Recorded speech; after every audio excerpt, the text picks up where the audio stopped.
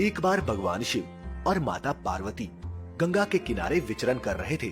घूमते हुए दोनों गंगा के तट पर पहुँचे, जहाँ माता पार्वती ने देखा कि हजारों लोग गंगा में स्नान करने के बाद शिव का नाम लेते हुए बाहर तो आ रहे हैं, पर किसी के भी मुख पर मुस्कान नहीं दिख रही। ये देख माता पार्वती को आश्चर्य हुआ।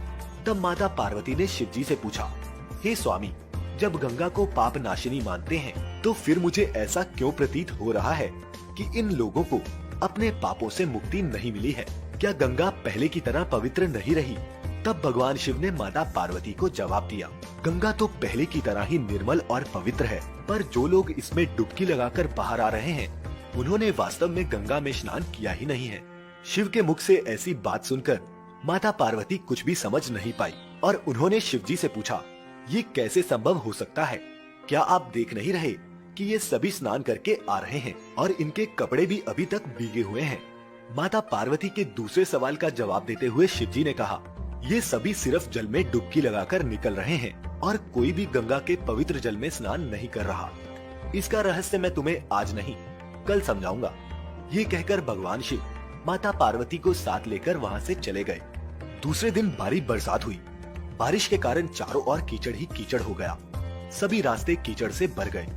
तब भगवान शिव ने एक लाचार वृद्ध का वेश धारण किया और कीचड़ से भरे एक गड्ढे में जाकर पड़ गए। वृद्ध के रूप में भगवान शिव गड्ढे से निकलने की असफल कोशिश करने लगे।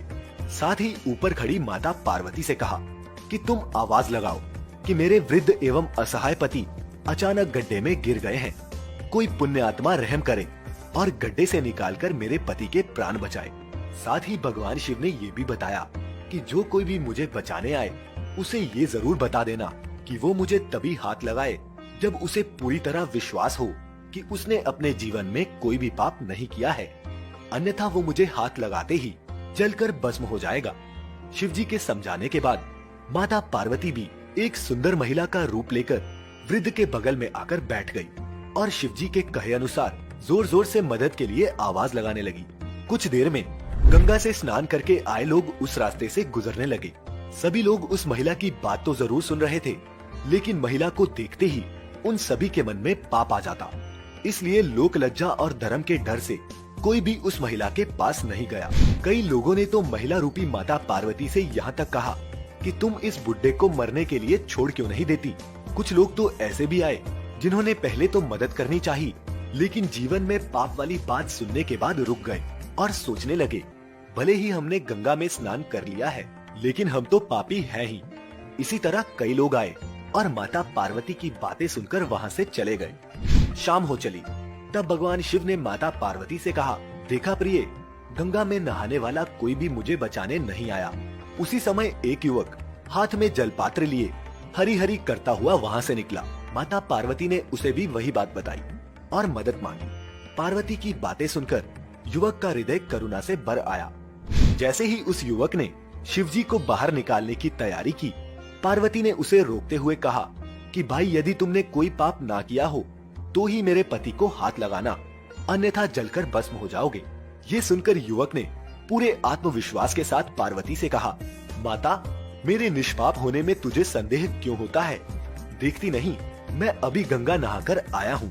भला गंगा में गोता लगाने के बाद भी कोई पाप रहता है क्या? मैं तेरे पति को बाहर निकाल कर रहूंगा। ये कहते ही उसने बूढ़े के रूप में भगवान शिव को कीचड़ से बाहर निकाल दिया। युवक के इस काम से प्रसन्न होकर भगवान शिव और माता पार्वती ने युवक को अपने असली रूप में दर्शन दिए और आशीर्वाद देकर वहाँ से चल पड़े। रास्ते में शिव जी ने माता पार्वती से कहा, देखा प्रिय, इतने लोगों में सिर्फ इस युवक ने पवित्र गंगा में स्नान किया। शिव जी ने पार्वती से कहा कि गंगा में स्नान करके लोग केवल अपने शरीर को धो रहे हैं। इसी दृष्टांत के अनुसार जो लोग बिना श्रद्धा और विश्वास के केवल दम्भ के लिए गंगा स्नान करते हैं, उन्हें वास्तविक फल नहीं मिलता। परंतु इसका मतलब ये नहीं कि गंगा स्नान व्यर्थ जाता है। विश्वास के साथ किए गए गंगा स्नान का ही वास्तविक फल मिलता है। लोगों को ये विश्वास ही नहीं है कि गंगा में नहाने से उनके मन के पाप कम हो जाएंगे या धुल जाएंगे, और इसी वजह से उन लोगों का गंगा में स्नान करने का कोई औचित्य नहीं होता। सच्ची आस्था पत्थर को भी देवता बना सकती है। इसलिए माँ गंगा में किए स्नान से मनुष्य के पाप तो धुलेंगे, लेकिन तभी जब उसकी माँ गंगा पर अटूट आस्था होगी। उम्मीद है श्रोताओं, आपको आज का ये धार्मिक प्रसंग पसंद आया होगा।